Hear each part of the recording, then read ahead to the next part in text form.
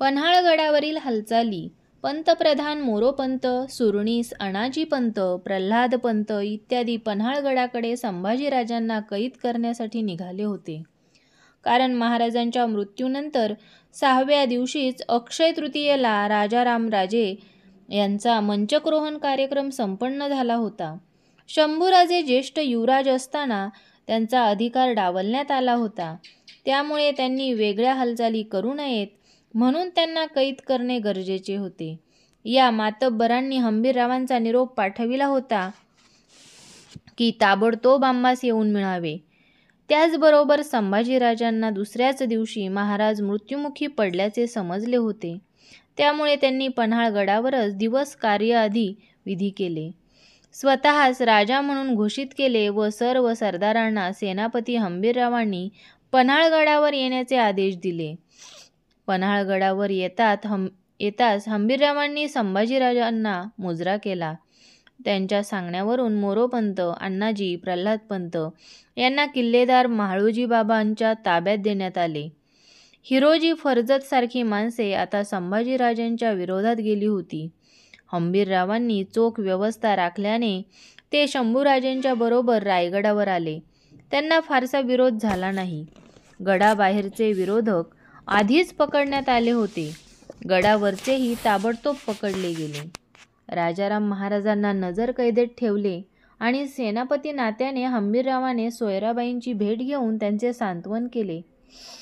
शिवाजी महाराजांच्या अंत्यसमयी त्यांच्याजवळ बाबाजी घाडगे, सूर्याजी मालुसरे, महादजी नाईक पानसंबळ, बालप्रभू चिटणीस इत्यादी होते. शालिवाहन शके 1602 रौद्रनाद संवत्सरे चैत्र शुद्ध पौर्णिमा रविवार हनुमान जयंती 3 एप्रिल 1680 या दिवशी महाराजांचा मृत्यू झाला. महाराजांचे जावई हरजीराजे महाडिक, महादजी निंबाळकर, गणोजी शिर्के, सिंदखेडचे राजे जाधवराव शोकमग्न झाले. 10व्या दिवशी पुतळाबाई राणीसाहेब महाराजांच्या अस्थी हृदयासी कवटाळून सती गेल्या. हंबीररावांनी अण्णाजी दत्तो व मोरोपंतांची भेट घेतली. त्यांची समजूत काढली. स्वराज्याच्या कामातील त्यांच्या कामाची याद करून दिली. त्या कामामुळे आपणही कसे भारावून गेलो होतो हे सांगितले. त्यावर पंतांनी पुन्हा मनात काहीही न ठेवता कार्य करावयाचे कबूल केले. त्यावर हंबीरराव म्हणाले, पंत, तुम्हाला स्वराज्य कामी शरीर निश्चित साथ देईल. चला, असेच हातात हात घालून आपणास दिल्लीवर स्वारी करावयाची आहे. महाराजांनी जाताना ही आपल्या शिरावर हिंदवी स्वराज्य वाढविण्याची जबाबदारी ठेवली आहे. ती पूर्ण करूया. निरोप घेताना दोघांचेही डोळे भरून आले. मोरोपंत मोकळ्या मनाचे होते, पण अण्णाजी आणि प्रल्हादपंत आतल्या गाठीचे वाटले. हे होकार भरत नव्हते. सोयराबाईंचे सांत्वन करणे, त्यांच्या मनातून संभाजीराजांची भीती घालवणे हेही गरजेचे होते.